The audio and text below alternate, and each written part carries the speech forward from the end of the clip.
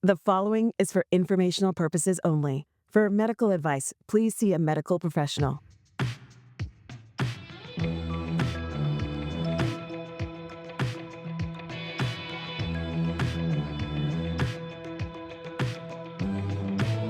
Welcome to Staying Alive with Margaret and Susie. Hi, Susie. Hi. Good to see you. We haven't been together for a couple months, and we're back now, and I'm so glad. And Yeah. today, what we thought we would talk about is aging changes, like things that are changing as we age, and how do we decide what do we accept, what don't we Hmm. accept, and the wisdom to know the difference. And so, Right. and we're just talking about not necessarily major medical concerns that we have to see our doctor, but just like day-to-day things with we're getting Hmm. older. Yeah. Yeah. Yeah. And it takes being It brave happens. and honest and Yeah. figuring it out and having a sense of humor, which we both do. Yeah. So that's Yes. great. Yes. Um, Acceptance. Yes.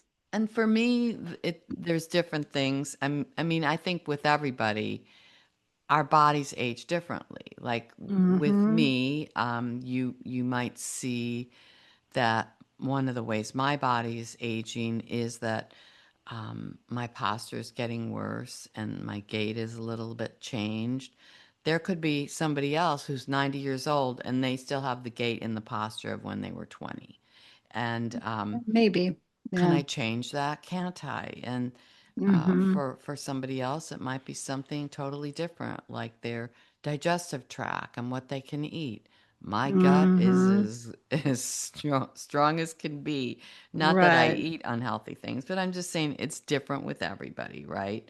Right. And so I was And thinking, like, I have digestive sensitivity as I've aged for sure. I used to be the kid in my family who could eat anything and everything and tons of it, never have a problem. And now mhm, I really have to be careful. On the other hand, I have a mother-in-law who's 92 and the husband who they have an iron stomach. yeah, They can eat whatever they want. Yeah, yeah. yeah. I mean, the things that we can't change, maybe that's obvious to everybody that we live in a mortal body. And like the country song goes, we're not going to get out of this world alive. And there are a variety of diseases that come along with aging. And once we have those, um, and maybe before we have those, we can't prevent those. And that's something that we just have and we deal with our doctors. But I'm talking about other things to do with aging. And like, I'll give one example for me that we decided we're going to do a whole separate episode on. The lymphatic system gets sluggish. And so, as lymph builds, my face gets puffy. And I've learned what to do about that. We're going to do a whole separate episode on that. So I'm not going to say more. Um, One thing that I thought of that isn't a big issue for me, and it's something that older people don't even want to think about, is that there really is something called old people odor or smell, like that our Hmm. the pH in our body changes, That's and right. then we have constantly we're sloughing off dead cells in our body, and so there's certain things that can be done Yeah, around that, like you have to have pH balanced soap. You have to exfoliate your whole body and have some type of device for that. You have to have right. really clean dry towels every time you dry yourself after a bath. There's a Yeah, there's things you particular can soap. do. Um, One of the things that happens is there is an oil that's produced by Mm, the body as you age, and it's an omega-7 oil, and it tends to stay on the skin and can even get in people's clothing. And so there are some things that you can do. You can use vinegar in your laundry that can help so that so you is get the soap out of your laundry, or the oil out of your laundry. yeah, out of You your sheets and uh-huh, things. and Mm-hmm. out of your clothes that you wear commonly. There are some soaps on the market that you can buy. Or their persimmon soaps. There's one out of Japan that's Hmm. really popular. Yeah. Um, and it's worth looking into. I mean, if that's something that you're concerned about. Keep your windows open, even if you have to like bundle up, like keep the airflow going in your house to keep Well, your that's smell. a really big concern of mine. I know when my mother was older, I was at her house once. She lived in an apartment, and I suddenly realized there was no air. Yeah. I mean, it was like I said, Mom, we've got to open a window. She says, Well, it's cold. I said, I don't care. You got to Yeah. have some fresh air in here. And I think that that becomes a big issue in assisted living and people living in senior living.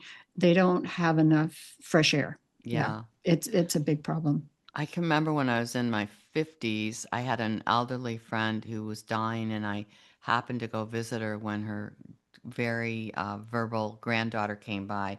And the granddaughter walked in the house, and she's like, "Oh, old people smell." And it's like, "Oh no." Well, Oh, yeah, I mean, I remember that 20 years you ago. go Yeah. into a nursing home or a Yeah. assisted living, it smells different. Yeah, Yeah. it does. Yeah.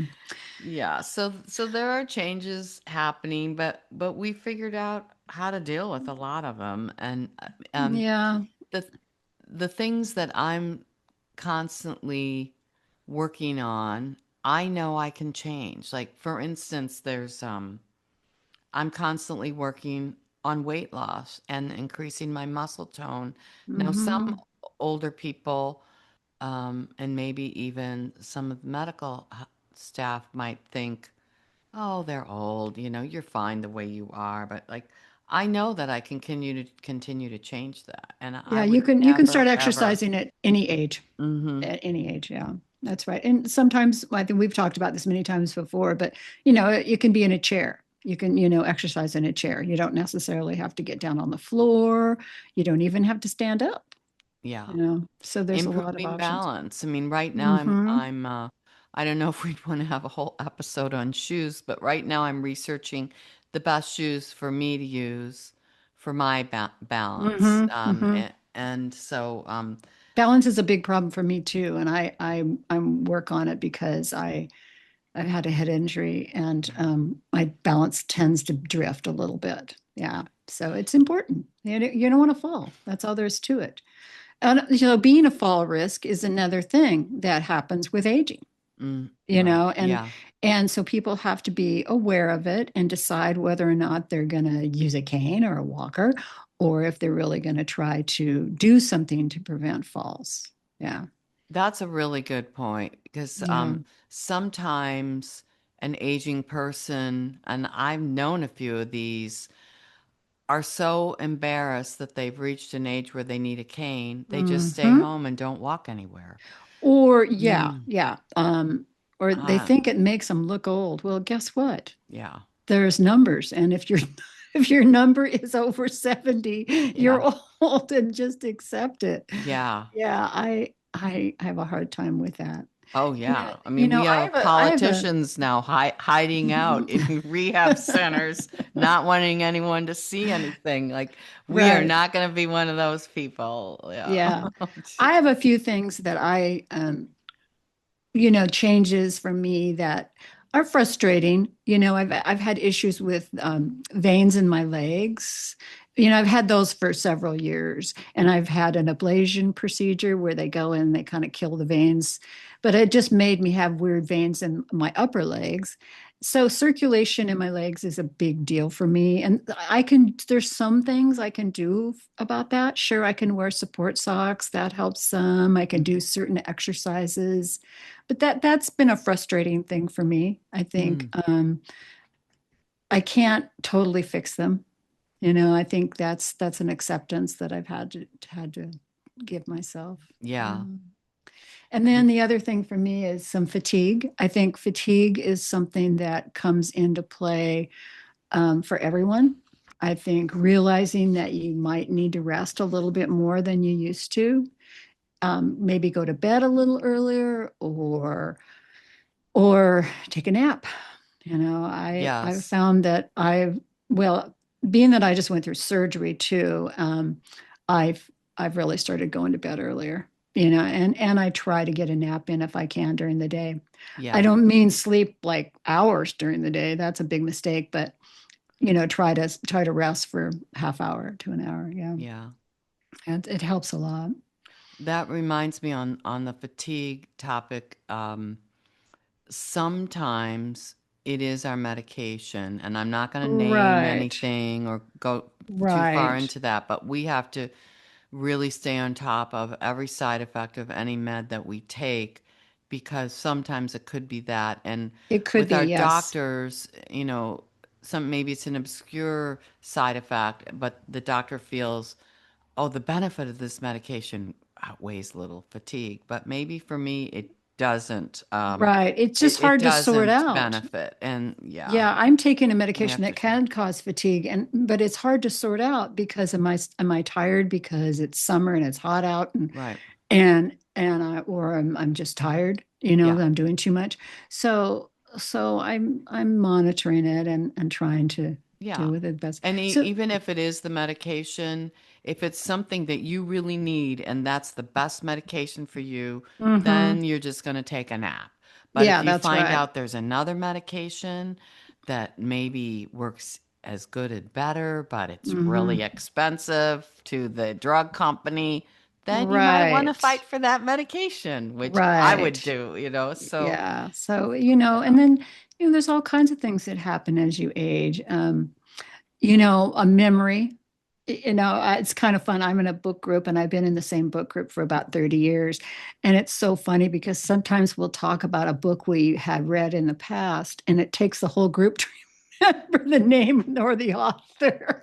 And it's kind of refreshing in a way to hang out with people your own age who are going through the same thing that you are. Yeah.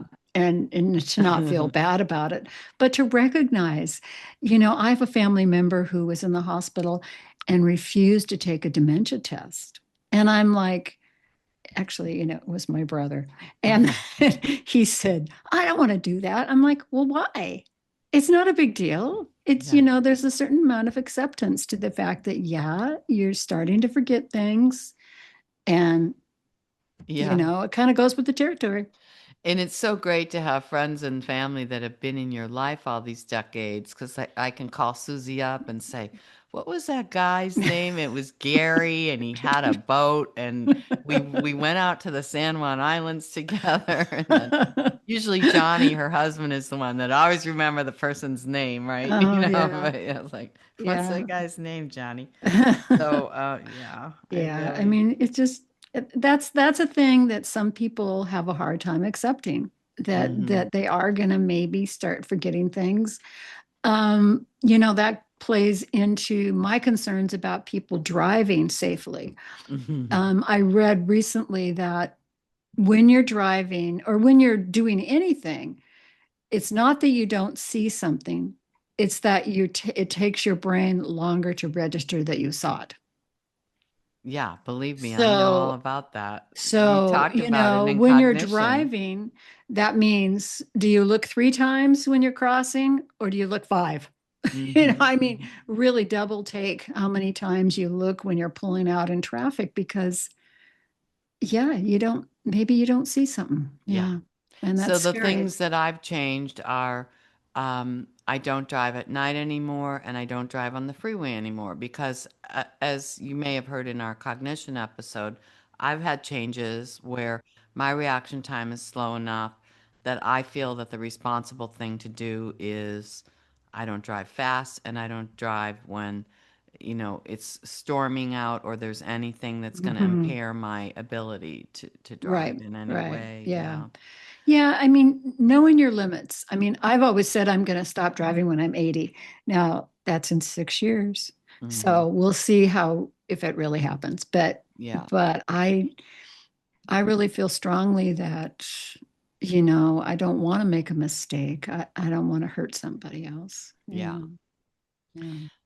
And then there's a whole opposite side of the coin about what do we do when people assume that we're just too old to do something and we know Hmm. that that's not true. We know better. Yeah. And Yeah. and that means that we are facing being targeted by ageism. Right. And that's what we're going to talk about in our next episode. We're going to just do a whole episode on Yeah. that next.